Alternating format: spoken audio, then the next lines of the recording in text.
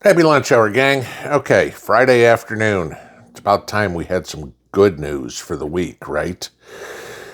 So, those of you that are familiar with Jackson Hole, Wyoming, this is where the members of the Federal Reserve Board all go for their annual vacation to talk about the longer term strategy for monetary policy. And so, of course, this morning at 10 o'clock, too late, Jerome Powell made his comments. And what do you know? He finally got with the program and realized what the rest of the world has known for 6 months, that interest rates need to be cut. I mean, you start looking at Canada, the EU, Russia, anywhere has been cutting rates due to the global economic conundrum we're in. Now, he didn't cut them yet, but he said in his synopsis that it's time for a change in monetary policy, which means, okay, we've been holding steady at this 4.25%, 4.5% rate for forever, it seems. And so now it's time for a change. Nobody in their right mind believes that means he's going to hike rates. So that told everybody that rates are going to come down. The stock market liked it. I mean, instantly you had the Dow up 700-ish points, the NASDAQ up 350, something like that, and everything in the markets got good after a really brutal week, okay? But more importantly, how does it affect all of us? Well, if the Fed funds rate gets cut, even 25 basis points, 0.25%, that will entice banks to lower mortgage rates, to lower car finance rates. Won't really do anything to credit cards, but they could drop them slightly. But most importantly, what it does is it drops the rate for businesses to borrow. And anybody that's ever really got into the underlying workings of their employer knows that companies don't keep millions upon billions of dollars in cash sitting around. Okay, they're doing something with it. Which now, of course, means they have lines of credit. That's how they're doing day-to-day operations. Because the cash flow they have, they are putting somewhere, whether it's in a money market fund or anything of the sort, bonds, you name it. They're doing something with the money, trying to generate income. They're not just letting it sit in the bank account. So if they've done things like a lot of companies will do, is buy short-term CDs, 30-day and 90-day CDs, okay, well, as interest rates come down, they can borrow more money, which means they don't have as much outlay, which means maybe they don't have to lay off that person. That was the big topic of Powell saying today, that, okay, inflation is what it is, but we've got to worry about the labor market, which is kind of contrary to what he said the other day. He was saying the other day how he was worried about inflation and not so much the labor market. Then, of course, we got job numbers, and it's like, maybe I need to worry about the labor market too.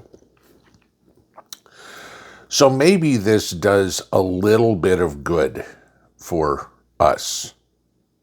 It's not going to really do a whole lot for your electricity bill or your grocery bill, but those kids that are trying to buy a house, or the people that are looking to buy a car, new or used, this may help. It's a positive for the economy.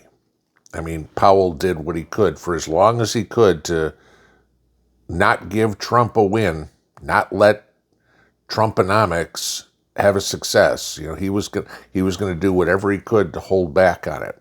And eventually he couldn't, because all of his made up reasons kept disappearing. You know, oh, the labor market's steady. No, it's not. Oh, inflation's going up. No, it's not, at least the way the government records it. So we'll finally get a rate cut. This could be huge, especially if it leads into multiple rate cuts. Now, depending on what brokerage, bank, investment firm, analyst, whatever you want to call it, you listen to, you have calls anywhere between 1 and, well, some are still saying 0, okay, but anywhere between 0 and 3 rate cuts by the end of the year. If we get 3, 25, 25, and 25, that would be huge. That would bring mortgage rates back down in the 5s. That would allow the housing crisis to start ending. I mean, it's a buyer's market in the housing market right now. There's lots of houses for sale. Just nobody can qualify for them. That's the problem. And it's not because of the prices of houses going up. Actually, nationally, the prices of housing, the housing values have actually dropped in 2025 nationwide. It's just a matter of interest rates are high and people can't qualify for the payments. I mean, you start looking at what you could have bought a house for in 2022, okay? When I was saying if you're going to buy a house, do it now, go back and find those videos, okay? Versus what you're buying a house for now. Yeah, same house, same price, different mortgage rate. On average, you're paying $600 more a month for a house today that you were 3 years ago. Not because the house has gone up or down, but because the interest rates.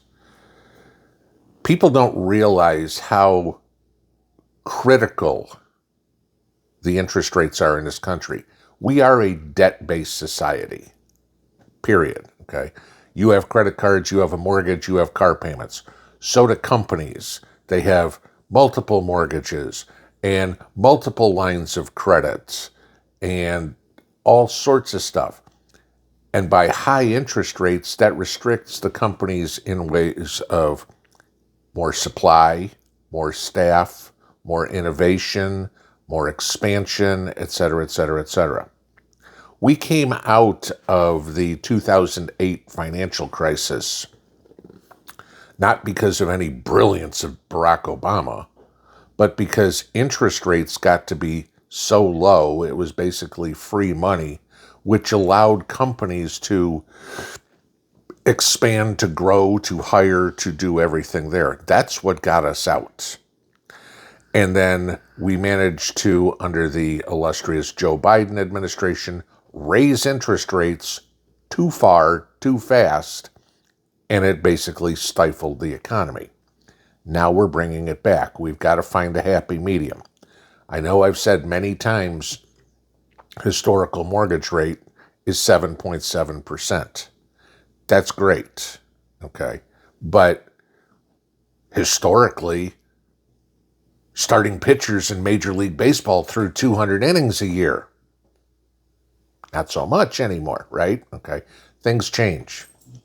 We need to get back to an economy where either the prices come down or wages go up, one of the two. And the problem when the wages go up, so does inflation.